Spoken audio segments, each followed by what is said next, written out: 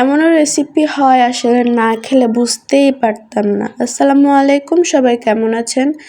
আলহামদুলিল্লাহ, আপনাদের দোয়ায় আমরা খুব ভালো আছি। আজকে আমরা রান্না করব রংপুরের একটা সেরা বিখ্যাত একটা রান্না। সেটা হচ্ছে যে আলুর ঘন্ট। মানে এটা ইলিশ মাছ দিয়ে রান্না করলে অনেক বেশি মজা হয়। সেজন্য আম্মু ফার্স্টেই ইলিশ মাছটা ভালো করে কেটে নিচ্ছিল।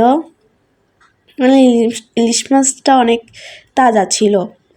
তারপর আম্মু সিদ্ধ করা আলুগুলোকে ভালো করে ম্যাশ করতেছিলাম, একবারে ভালো করে না, হালকা হালকা আর কি, যাতে একবারে হালকা হালকা গোটা থাকে। মানে মাঝে আবার একটু পানিও দিছিল। তারপর আম্মু কড়াই বসাই দিয়ে ভালো করে কড়াইটা গরম করে পেঁয়াজগুলা ভাজতেছিল। পেঁয়াজটা একবারে লাল লাল করে ভাজা যাবে না, আসলে আমি একটু আটকাচ্ছি আর কি, সিজন চেঞ্জ হয়েছে সেজন্য আমার গলায় কফ জমে আছে। আমি আর ফার্স্ট ভয়েস দিতেছি সেজন্য। আমার পেঁয়াজগুলোকে ভালো করে ভেজে নিছে। তারপর এটাতে হলুদ মরিচ আর লবণ দিয়ে দিছে। তারপর এটা কিছুক্ষণ লাড়াচাড়া দিয়ে এটার মধ্যে পানি দিয়ে দিবে। পানিটা যখন একবারে টেনে আসবে, একবারে তেল উঠে যাবে, তখন আম্মু দিয়ে দিবে যে মাছ।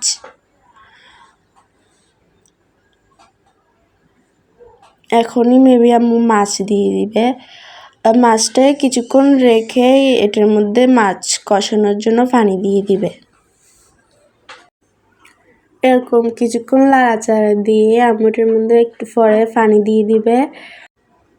পানিগুলো দিয়ে আম্মু কিছুক্ষণ রাখবে এগুলা কষানোর জন্য মাছগুলা। তারপর দেখেন কালারটা জাস্ট ওয়াও আসছে, মানে আমি তো দেখেই ফিদা হয়ে গেছি। তারপর মাছগুলো উঠিয়ে আলুর ঘন্ট করার জন্য যেগুলা রাখছিল আলু ম্যাশ করে সেগুলা দিয়ে দিছে।